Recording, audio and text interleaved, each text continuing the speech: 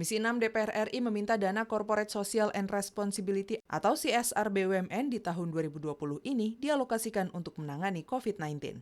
Ditemui usai menggelar rapat di Nusantara 1 Gedung DPR RI Senayan, Jakarta, anggota Komisi 6 DPR RI Rieke Diah Pitaloka berharap kepada pemerintah tidak berhutang dalam menanggulangi wabah pandemi COVID-19, mengingat negara sudah sangat terbebani oleh hutang.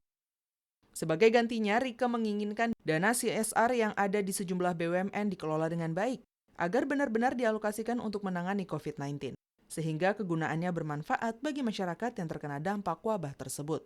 Karena kalau minjam, kemudian ada beban bunga yang itu malah menjadi beban yang berkepanjangan ya, dengan kondisi keuangan yang tidak stabil. Tentu kawan-kawan di Komisi 11 dan juga di Banggar punya strategi, misalnya bagaimana ruang defisit itu diperluas gitu.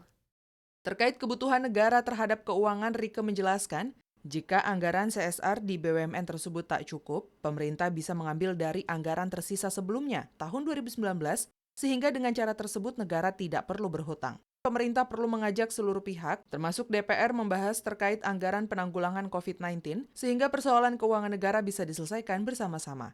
Kalau boleh usulan sih, ini kan mau ada realokasi anggaran ya.